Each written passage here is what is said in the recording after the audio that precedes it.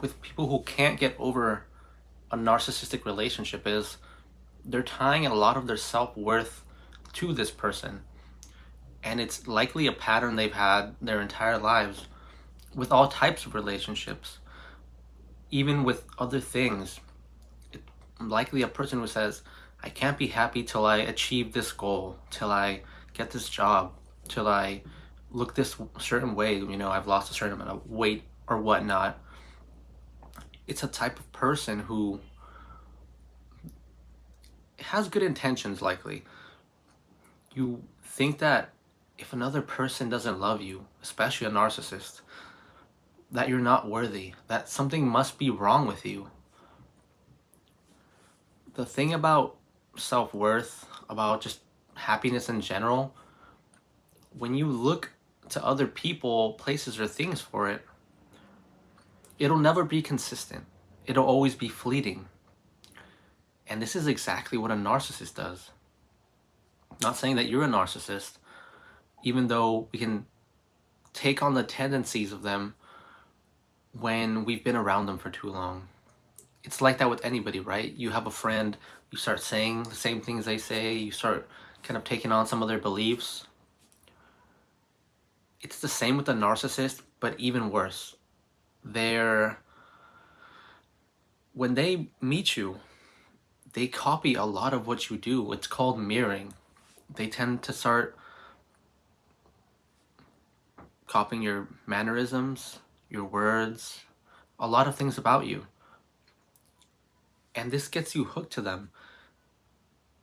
In psychology, they almost say you're falling in love with yourself. When you're with a narcissist, they mirror you back. And because the type of people who get hooked to narcissists tend to be a bit codependent, they tend to put a lot of their self-worth on external things. The psychology of a narcissist is very complicated. And it's complicated because they tend to flip back and forth a lot. It's why you see them be happy one moment and quite literally in the next few seconds they can turn into this monster that's yelling at you and a completely different person. They can go from very happy with you to very angry with you from sentence to sentence. It's just the way a narcissist mind works. They have a very split personality. Their mind is very dichotomous, meaning that they can hold on to beliefs simultaneously.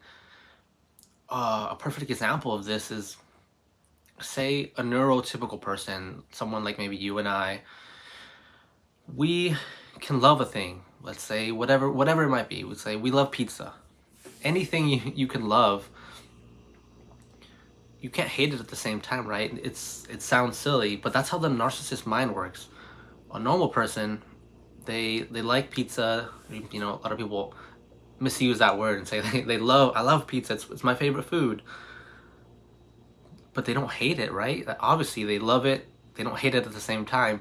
But that is how a narcissist minds work. They can love and hate you at the same time. But people have the way the mind works, we're on a track, right? So that's why they can say these loving things to you and then in the next few moments say all these mean things to you, because in their mind, they love and hate you at the same time. If that isn't a great insight into the workings of a narcissist, and if that doesn't make you realize that this person is never going to be consistent, then it's tough. It's tough to get through to people because we get so caught up, especially when you're empathetic, when you're a highly sensitive person, you tend to really take on other people's being as your own, their feelings, their thoughts, and we tend to meld with other people. But when you do that with a narcissist, when you become one with someone that is so disordered, and as an empath, when you're looking out to external things to regulate you, narcissists do this, but empaths tend to do it as well. The empath and the narcissist are kind of two sides of the same coin. We likely went through a lot of similar experiences. People are at times very proud of being an empath, and it's good, right? Be proud of who you are. I mean, unless you're a bad person like the narcissist, but um, people tend to be very proud of their empathetic abilities, and I encourage it, right? I mean, it's better than being a narcissist. But we likely went, the empath and the narcissist likely went through a lot of similar childhood traumas and experiences. Is just the empath kind of recoiled and went inward and tried to prevent abuse and negative experiences by hyper focusing on other people and giving into their needs. The narcissist went the opposite way. They abandon the self.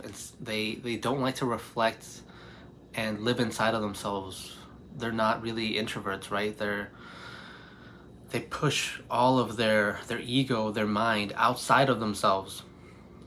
And that's why they're so dependent on other people. That's why narcissists typically tend to they don't like to be alone a lot. Like the complete opposite of what an empath, right? Empaths tend to isolate because they give too much of themselves, and people tend to drain them. Where, if you can see it, almost an exact opposite, the narcissist needs other people. That's the it really proves, right, the coin theory. Narcissists are the people who need people the most, but they push them away at the same time. They need other people to regulate themselves. They need people way more than an empath or definitely a normal neurotypical person would need someone else. They're so desperate for other people's approval in a way, kind of like the empath. But they're using it in a more sadistic, a more mean way. They realize that the people around them honestly hurt the narcissist, probably just like the empath was hurt. But they took on the qualities of the people who hurt them, and they take what they need from people and they discard everything else. They were not treated with kindness and empathy, unfortunately, and they now believe that it's okay to treat other people like that. They believe that they have to live that way to survive. That's why narcissists seem so cold-blooded and vicious. They're really just in this intense state of survival. Empathy and being nice is very costly to someone who believes that, who was taught that to win in life, to get what you need in life to survive, you need to just be almost an emotionless robot. And as you can see, tying your sense of self-worth to someone like this, it's going to be nothing but pain. It's going to waste a lot of your time when you're trying to get something from someone who can't give it to you. You're trying to get help and validation from someone who just simply cannot give it to you, at least not right now. They might be able to heal in the future and give it to you then, but you can't live your life that way. You can't live your life hoping that someone is going to one day treat you right.